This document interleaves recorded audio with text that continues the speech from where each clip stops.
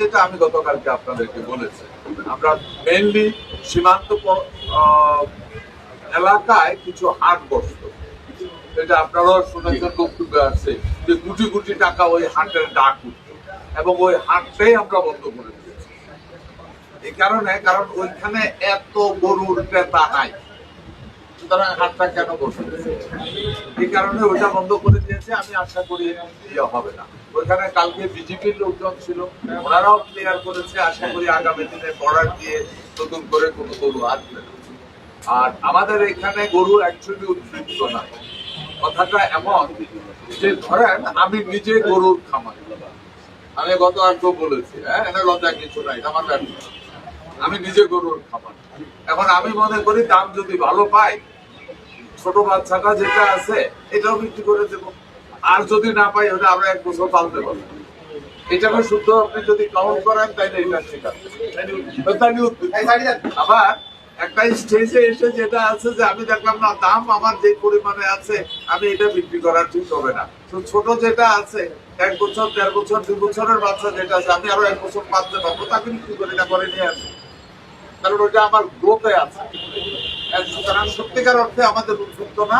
তবে একটা জিনিস আমি স্পষ্ট ভাবে বলতে পারি, এই পর্যন্ত এই মুহূর্তে বাংলাদেশে যত খামারি আছে সবচেয়ে বড় সুখের বিষয়, খুশির ব্যাপার সেটা হলো এই নতুন প্রজন্ম, লেখাপড়া করা ছেলে মেয়েরা এখন এই ধরনের ফার্মিং এ বা এগ্রিকালচারে ঢুকছে, এটা সবচেয়ে আনন্দের ব্যাপার।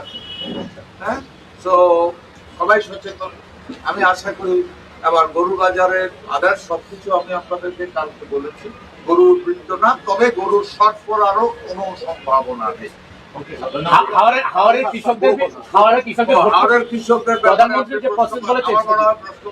আপনারা অ্যান্সারটা আমি দিয়ে দিই। আমার মাননীয় প্রধানমন্ত্রী, আমরা কালকে আবার হাওড়ে চলে যাচ্ছি, এখান থেকে শুরু করে কালকে সকালবেলা আমি এ ব্যাপারে আমাদের মাননীয় প্রধানমন্ত্রী প্রতিটা মুহূর্তের খোঁজখবর রাখছেন, প্রতিটা মুহূর্তের খোঁজখবর রাখছেন। হাওড় এলাকাতে যে সমস্ত কৃষকেরা ক্ষতিগ্রস্ত হয়েছে তাদের জন্য আমরা এরই মধ্যে প্রধানমন্ত্রী ত্রাণ তহবিল এবং অন্য তহবিল থেকে, দুর্যোগ ব্যবস্থাপনা তহবিল থেকে আমরা একটা অ্যামাউন্ট অফ মানি আমরা ওইটা লিস্ট করা হচ্ছে, তারা সবাইকে সহযোগিতা করবো আমরা। এখন যে পরিমাণ ক্ষতি হয়েছে ওইটা পোষায় দেওয়া তো সরকারের পক্ষে সম্ভব হবে না, তবে এই লোকটা যেন মহাবিপদে যেভাবে মানসিক চাপে আছে ওখান থেকে একটু লাঘব করা, সেটা 7,500 টাকা থেকে আস্তে আস্তে আমরা বাড়াবো এবং এটা কন্টিনিউ করবে। আমরা আশা করছি আগামী 3 মাস আমরা কন্টিনিউ করবো। পরের বছরটা তালিকাটা কিভাবে হচ্ছে, তালিকাটা মাঠ পর্যায়ে আমাদের কৃষি অফিসার আছে যারা, তারা এই তালিকা তৈরি করেছে।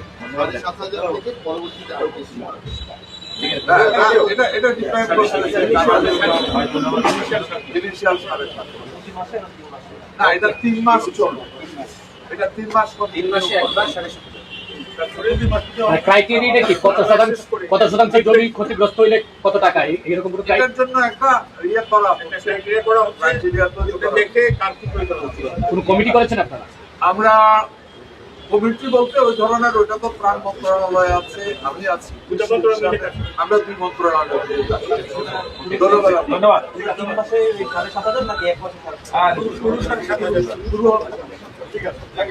ধন্যবাদ আপনাদেরকে।